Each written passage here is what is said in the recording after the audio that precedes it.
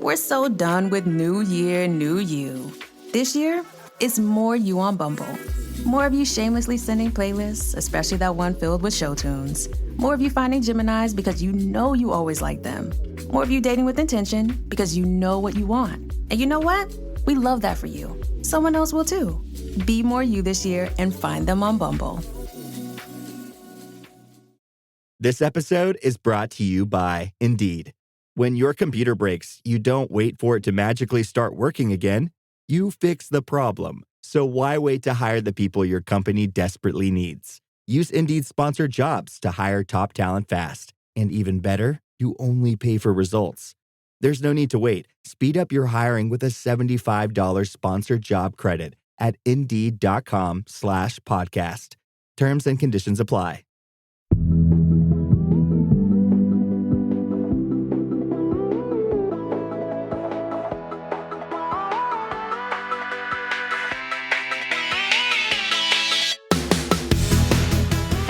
I'm Candice Lim. And I'm Lindsay. And you're listening to ICYMI. In case you missed it. Slate's podcast about internet culture. And Candice, how's it going? How was your weekend? I actually had quite a relevant weekend because I saw a little movie that is having its 15th anniversary this year. Many critics rightfully saying it's the best movie of the 2010s that should have won Best Picture. Do you think you know what movie I'm talking about? Does this movie involve fuck you flip-flops? It does, because I am talking about The Social Network, directed by David Fincher, written by Aaron Sorkin.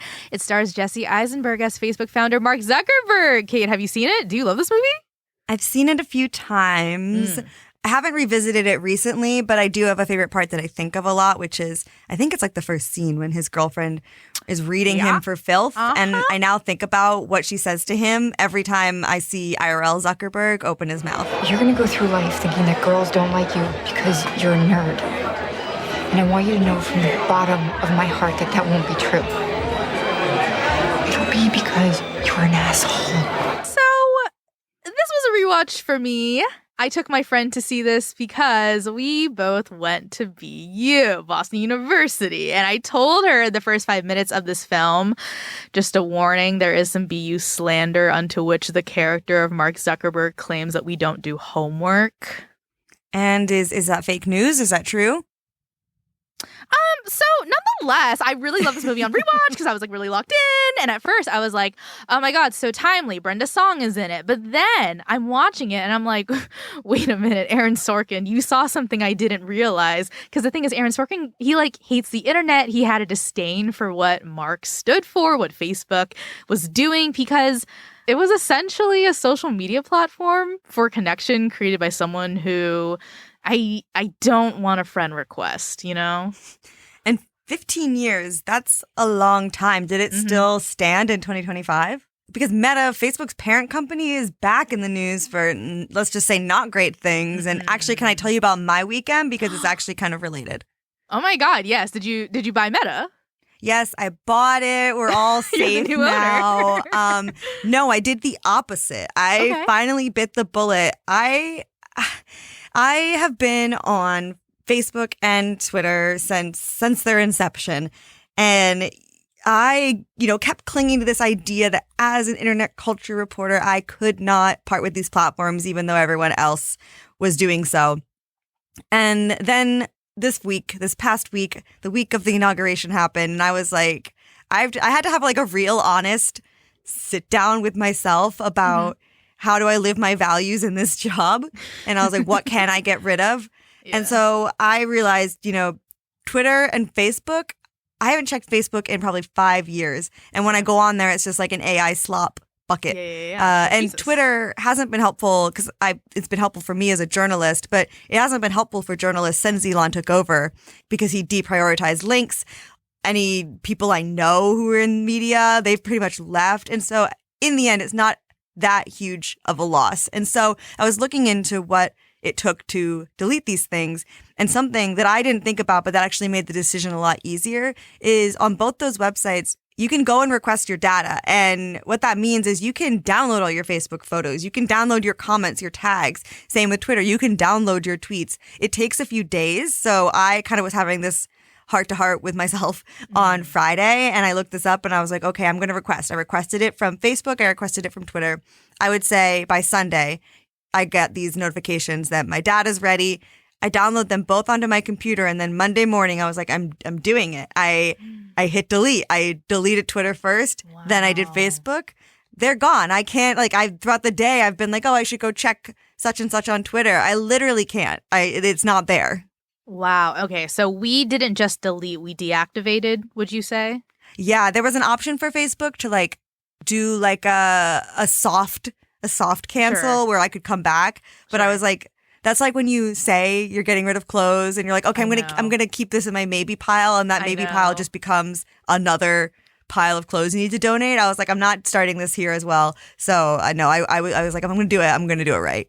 Cold turkey. I mean, Kate, hey, I can tell this was hard for you. And I am therefore proud of you, because I don't think you're the only one. It almost seems like on my feeds as well that boycotting social media platforms like Meta and Twitter seems to be a trend following the election.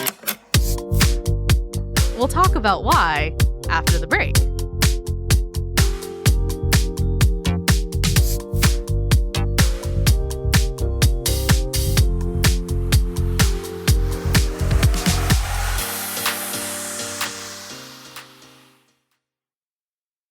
This show is sponsored by BetterHelp. Is there a part of your personal story you've been wanting to revise in 2025? Or maybe you're just ready for a plot twist? Every January brings 365 blank pages waiting to be filled. Life isn't about resolutions that fade by February. It's about picking up the pen and becoming the author of your own life. Therapy can help you write new chapters and create the meaningful story you deserve to live. If you're thinking of starting therapy, give BetterHelp a try. It's fully online, making therapy more accessible, affordable, and convenient. BetterHelp has a diverse network of more than 30,000 credentialed therapists with a wide range of specialties. Just fill out a brief questionnaire to get matched with the licensed therapist. If you feel like your matched therapist isn't the right one for you, you can easily switch therapists anytime at no extra cost. Write your story with BetterHelp. Visit BetterHelp.com/ICYMI today to get 10% off your first month. That's BetterHelp, HELP.com/ICYMI. 2025 is here. Make a resolution to save serious cash by making the switch to Mint Mobile. Right now, you can get half off their 3-month unlimited plan. I've been using Mint Mobile for the past 3 months, and I gotta say, I can't believe how much I've been saving by switching to Mint Mobile. Mint Mobile is offering any 3-month plan for only $15 a month, even their unlimited plan. Switch to Mint and new customers can get half off an unlimited plan until February 2nd. To get your new wireless plan for just $15 a month and get the plan shipped to your door for free, go to mintmobile.com/ICYMI. That's mintmobile.com/ICYMI. $45 upfront payment required, equivalent to $15 a month. New customers on first 3-month plan only. Speed slower, above 40 gigabytes on unlimited plan. Additional taxes, fees, and restrictions apply. See Mint Mobile for details. Hey there! If you love our podcast, then maybe you should consider subscribing to Slate Plus to immediately unlock bonus episodes. You'll access ad-free listening across all your favorite Slate podcasts, including bi-weekly bonus episodes of this show. Subscribe now on Apple Podcasts by clicking Try Free at the top of our show page, or visit slate.com/ICYMI Plus to get access wherever you listen. And we're back. So we've touched on some of this briefly in past episodes, but I just want to make sure we're kind of all on the same page about what's happening and why people are upset with these big social media platforms. So you might remember, if you're someone who suffered through the great TikTok quote-unquote ban of 2025, when the app came back online, it had a pop-up that explicitly thanked President Trump for working with them to restore service, which set off some alarm bells. And then even further, on the night of Trump's inauguration, they sponsored this creator party. And that sponsorship included these TikTok branded napkins that had, quotes from Trump that were pro TikTok on it. They had cardboard cutouts of Trump and JD Vance and Elon Musk. It was a complete tone shift from how we're used to seeing sort of these ostensibly neutral companies talking about politicians. Twitter, though, is perhaps one of the first platforms that kind of started this sea change, which is, around 2 years ago, Elon Musk bought it. and has ever since then been using it to very vocally support Trump's campaign and now his presidency. And so I think, especially with recent events, with Elon getting all up in the administration despite no one voting for him and other controversial things he said, I think this has been, a line has been drawn and crossed for a lot of people who are on the app and they want to go somewhere else. But that's hard because these platforms are not the only ones who seem to be kind of changing their tune. Meta, following Trump's election, ended fact-checking, which is kind of the one thing responsible for tamping down on hate speech and other issues that really matter to progressive causes and that, more conservative causes kind of would think of more so as censorship or cancellation and things like that. Then, of course, Zuck went on Joe Rogan. He made that infamous masculine energy comment. He was saying that, companies need more masculine energy, just like not a really weird take for anyone who's a public figure to make. But it is another sign of, the culture has changed. And now there's sort of suspicious things happening on the apps. There were those glitches we spoke about before, which those glitches involved people searching for things like pro-choice or Democrat and getting a pop-up that those searches had been hidden. And then there's a more recent report in the New York Times that abortion pill providers were finding themselves either hidden or suspended or shadow banned. Now, Facebook said that was an over-enforcement of policies against prescription drugs, but still, it's not a great coincidence. And here's the thing. Let's say those glitches are totally innocent. These companies still have all, in pretty unprecedented ways, thrown their support publicly behind Trump. They were sitting with Trump at the inauguration in seats that would normally belong to elected officials. Instead, these billionaires who none of us elected are kind of literally front and center. And so understandably, a lot of people aren't really comfortable being on these platforms anymore because it signals that they're okay with what's happening here. Yeah. And at first you see this, you're kind of like, okay, fine, I will delete Twitter and Instagram and TikTok. And you're just like, I will use other platforms, right? And this is the tricky part. Yeah. While TikTok, Meta, and Twitter have been very showy about their support for Trump, there are a lot of other platforms that we use who have been more quietly lending similar support. So if you want to make sure you're not on any platforms that have donated to Trump, it's actually kind of a minefield. And where you see a minefield, I see a maze. Which is why today we are playing a game. This game is a little Dungeons and Dragons, a little choose your own adventure, but essentially I'm going to help you and our listeners figure out where they can turn to online to avoid indirectly dealing with a Trump supporting site. Candice, are you ready? Heck yeah. Okay, Candice, picture this. It's a Wednesday. It's 6 p.m. It's 9 p.m. for me, so I'm in bed. So don't think about me. But for you, it is 6 p.m. and you're about to make one of your signature winter stews. You don't want to watch Severance because that requires your full attention, but you also need something to keep you company. Do you, A, watch a podcast on YouTube, or B, listen to a podcast on Spotify? So pick an option, and I'll pretty much tell you every website you're going to interact with after this, like a logic tree. Okay. I want to be true to myself. I would like to say watch a podcast on YouTube, specifically the Caleb Heron podcast, So True. Okay, well, that is a great choice. But unfortunately, YouTube is owned by Google. And the CEO of Google not only attended Trump's inauguration, his company donated $1 million to his inauguration fund. Oh, my God. But let's stay on this Google train. So Caleb brings on a new guest that you've never heard of before, and you simply must Google this person immediately. Do you search them on Google or use Reddit? Okay. So we've already blown up Google Spot because also, if I may say, I really hate that AI Google results feature at the top. You can't opt out. It's crazy that you can't opt out. I know. It's the worst. The answers are always wrong. I'm like, Dylan O'Brien is not dating her anymore, actually. So in this case, I would really love to pick Reddit. Okay, so you've chosen B, Reddit, which is good news. Steve Huffman, the CEO of Reddit, was not at Trump's inauguration, nor did his company donate money that we know of. Plus, many subreddits are organizing to now ban Twitter links, like the Pophead subreddit, which we love. We love collective action on the internet. However, we will have to punish Steve for deactivating one Luigi Mangioni's Reddit account and then censoring a bunch of Luigi Mangione subreddits after his arrest. I remember when this happened. It made me so mad. Here's the deal. Slate business tech writer Nitish Pawa would know more about this, but also Steve. Steve also allegedly altered posts on the Donald, which was a subreddit supporting Donald Trump, and so I just don't like the content manipulation, Steve, okay? Yeah, our let's say the red flag is at, what is it, like half-mast. It's not fully flying, but it's there. Is there? So you've tried YouTube, you tried Reddit, and you still haven't figured out what you're going to watch while making your stew. So let's go back to square one. Yeah, what would have happened if I had chosen to watch or listen to a podcast on Spotify? So bad news. Spotify did donate $150,000 to the Trump inauguration fund, and they held a brunch to celebrate said inauguration. Oh, okay, see, here's the real issue. We need to abolish brunch. Clearly, Abolish that is the brunch. real issue. But let's get back to gameplay. So let's say you spent so much time anxiously trying to figure out what to do that your soup is actually done. It's cooked. Right. And now you have post-dinner mindless scrolling time. My favorite part of the day, but I guess now I just read my book on a Kindle? Well, where did you buy your Kindle? Oh my God, on Amazon.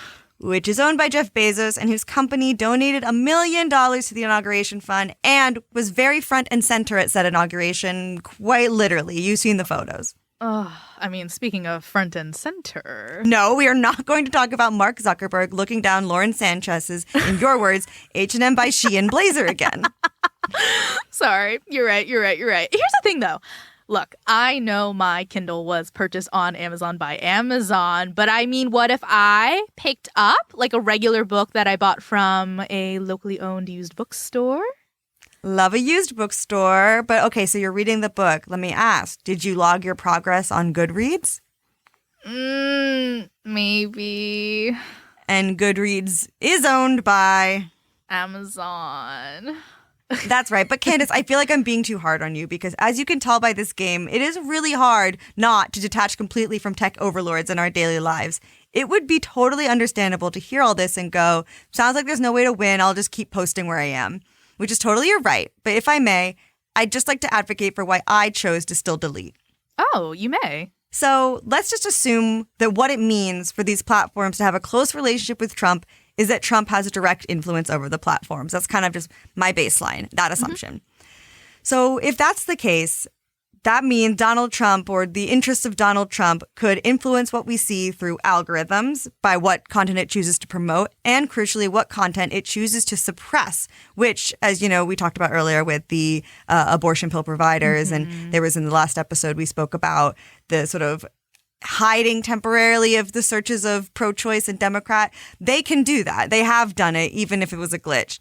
But then sort of this other thing, they have your data. They have so much data, which, if they're cozy with Trump, means the government has your data. And data isn't just your posts or your pictures. They can look at that because, if I may, I look great in them. But there are other things like your searches on Google, the site that brought you to that site, what you clicked on the site, where you went after the site, who you're friends with, who you follow. This paints a pretty comprehensive picture of you, even if it's not information you're willingly putting out there. Yeah, I don't need Donald Trump to see my late night Google searches because they're all just Timothy Chalamet, SNL host and musical guest. Why, Unless he has the answer to that, in which case I invite his input. I'd love to know more, Yeah. But the biggest reason for me to do this, honestly, is that collectively it is the most powerful thing we can do. These platforms are only valuable because we are on them, and boycotting works. Instagram you would have nothing to scroll if people weren't posting. Fundamentally, they need us. And boycotting works because, according to the Wall Street Journal, in a recent email, Elon Musk claimed that Twitter, which people have been leaving since he acquired it, is in a, quote, dire situation. He wrote, our user growth is stagnant, revenue is unimpressive, and we're barely breaking even. So the only power they actually have over us is the illusion that these platforms are too important or too sentimental or too difficult to quit.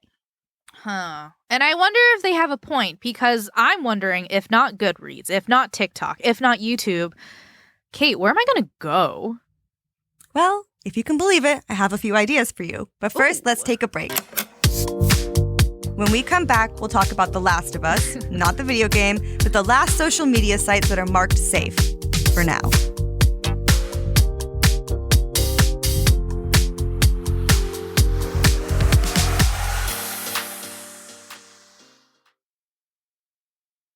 It's always fun to dive into the latest rumors, like who's dating who, and who will be on the next season of our favorite show. Well, here's one rumor to squash: the idea that Discover isn't widely accepted.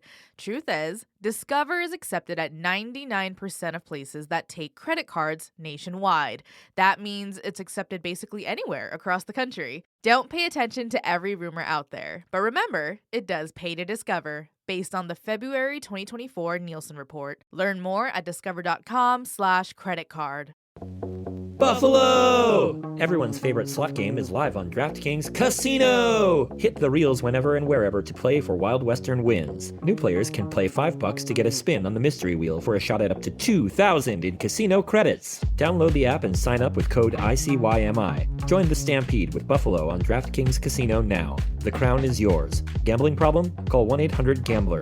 In Connecticut, help is available for problem gambling. Call 888-789-7777 or visit ccpg.org. Please play responsibly. 21 plus. Physically present in Connecticut, Michigan, New Jersey, Pennsylvania, West Virginia only. Void in Ontario.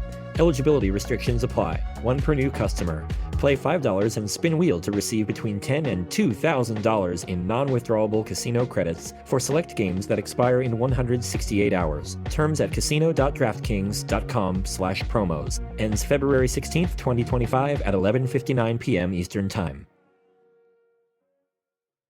It's always fun to dive into the latest rumors, like who's dating who, and who will be on the next season of our favorite show. Well, here's one rumor to squash: the idea that Discover isn't widely accepted. Truth is, Discover is accepted at 99% of places that take credit cards nationwide. That means it's accepted basically anywhere across the country. Don't pay attention to every rumor out there, but remember, it does pay to discover, based on the February 2024 Nielsen report. Learn more at discover.com/creditcard.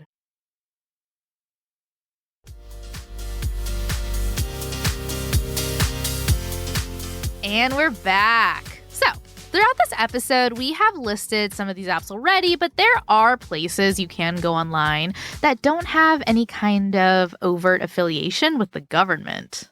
So we have to pour one out for my sleeper queen, Tumblr, who has endured all these years. Then there's Reddit, which we mentioned earlier, Pinterest, which I have always been on Pinterest. Yeah. Everybody moved on. I stayed there. Yeah. Letterboxd, which I just joined. Blue Sky, which I know I must.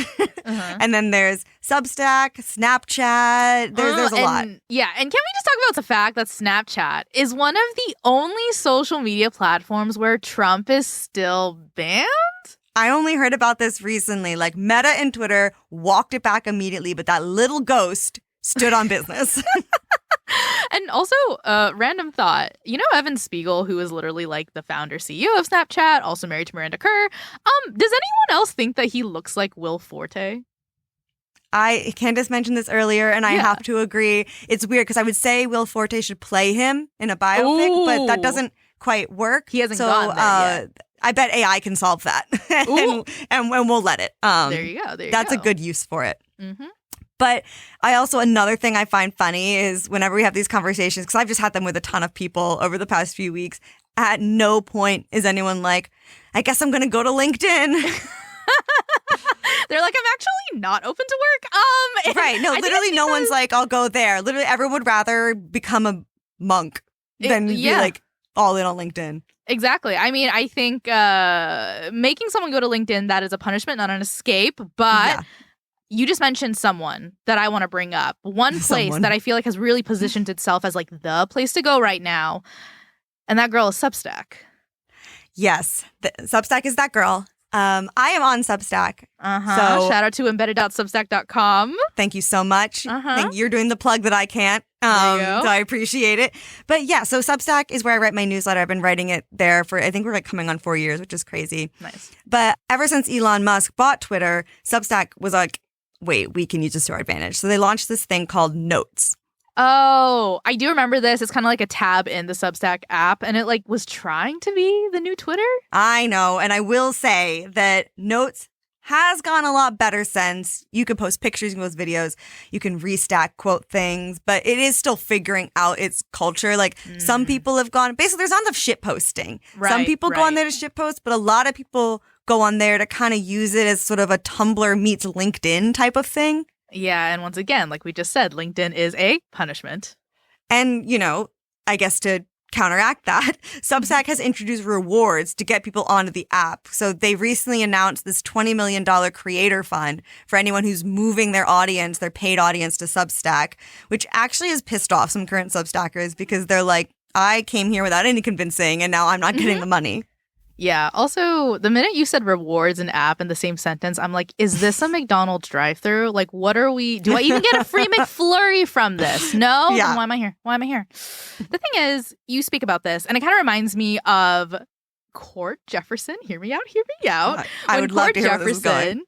When Cord Jefferson won the Oscar for writing American fiction, and he got up on that stage and he said, instead of making one $200 million movie, try making 20 $10 million movies or 50 $4 million movies. And I think in a similar way, I wonder if we need to take that logic and go, look, our next favorite site or app doesn't need to be a big company. You know, there are a lot of smaller apps doing cool things. So instead of Goodreads, there's Storygraph. Instead of Instagram, there's PixelFed.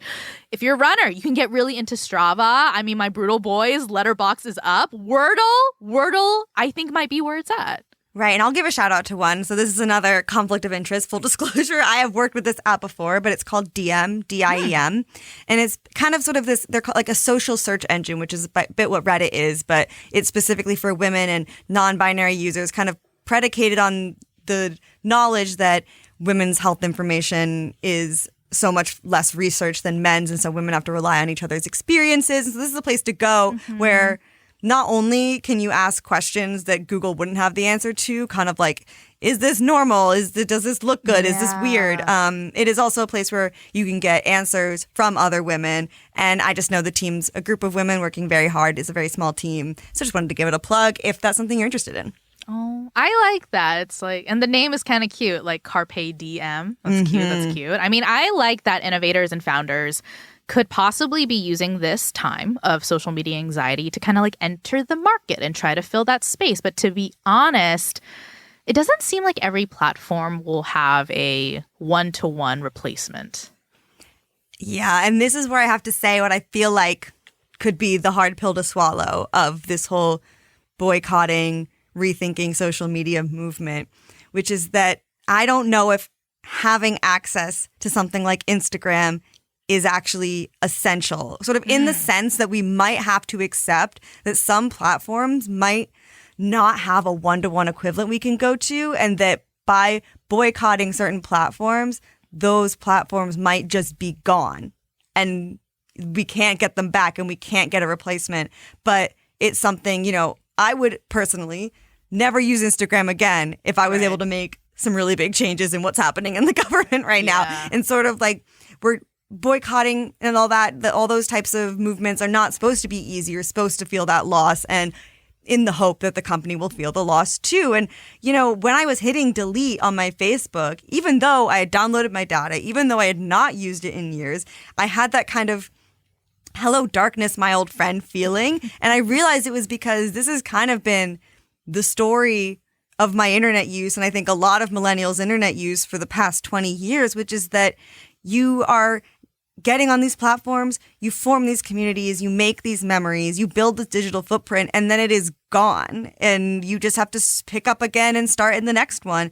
And so it wasn't just that I was saying goodbye to Facebook, but that I was saying goodbye to yet another platform. It was truly like, here we go again. But, you know, at least it was my choice this time.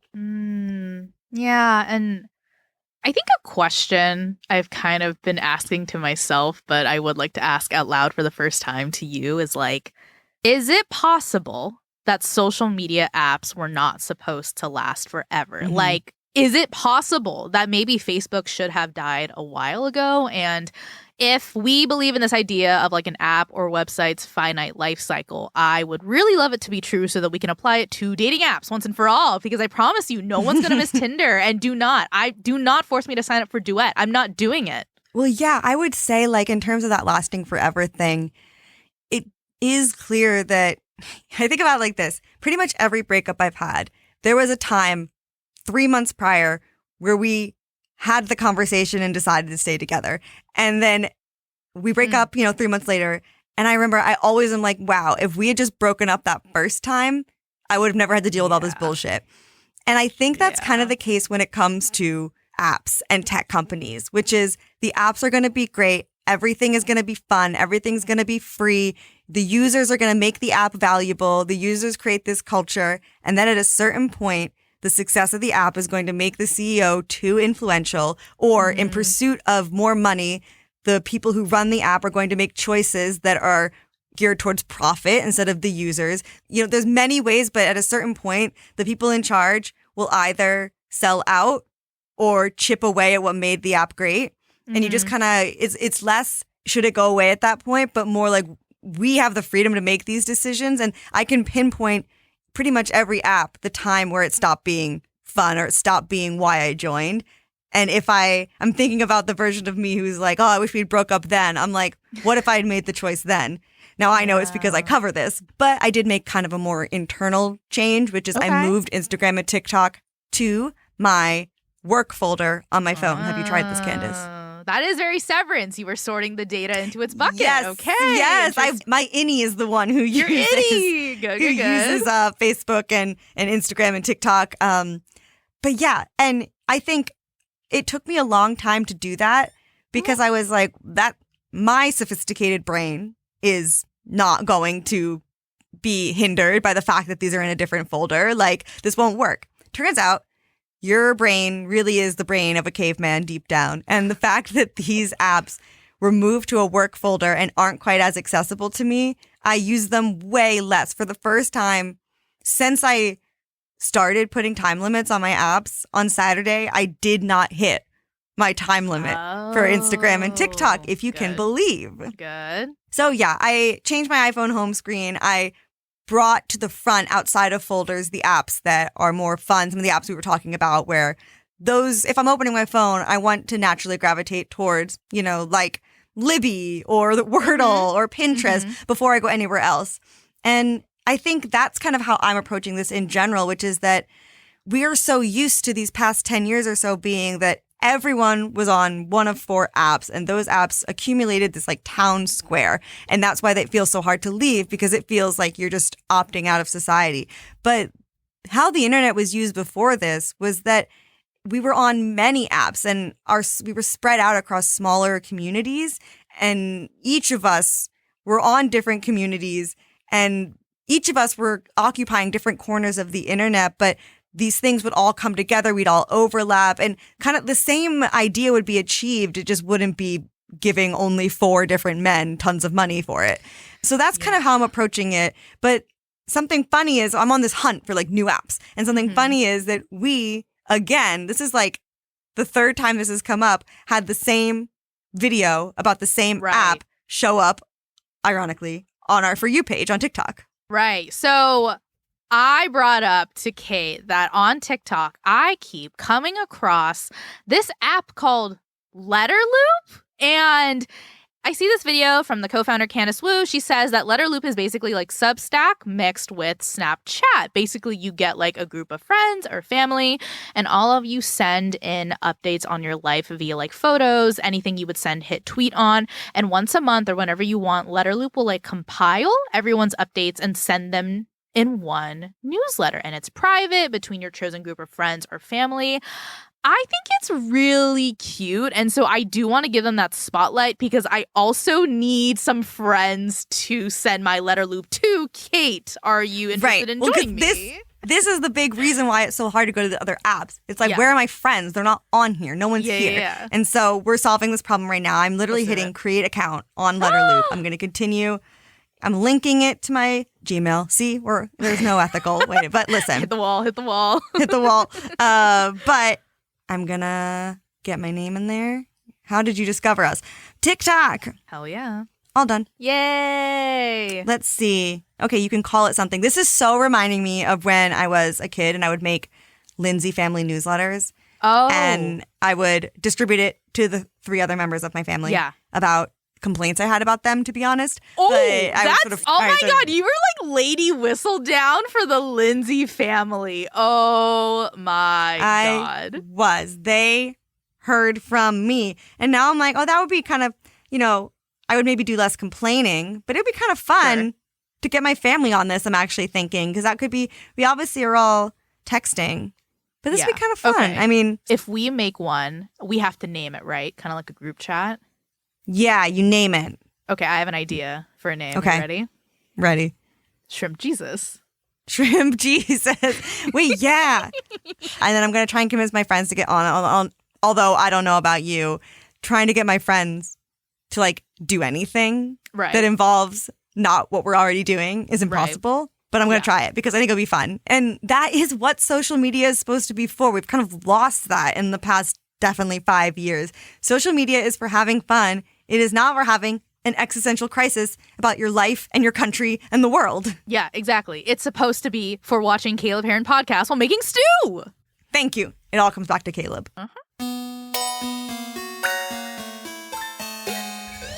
Okay, that's the show. We'll be back in your feed on Saturday, so definitely subscribe. That way, you never miss an episode. Leave us a rating and a review in Apple or Spotify, and tell your friends about us. You can follow us on Twitter at ICYMI_pod, and you can always drop us a note at ICYMI@slate.com.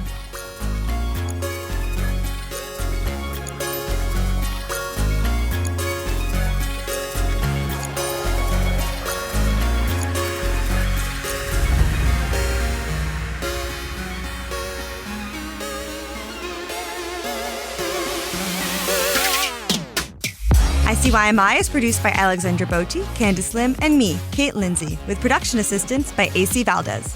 Daisy Rosario is our senior supervising producer. Hillary Fry is Slate's editor-in-chief. See you online. Or on Letterloop. And seriously, please let us know if you want to join our group.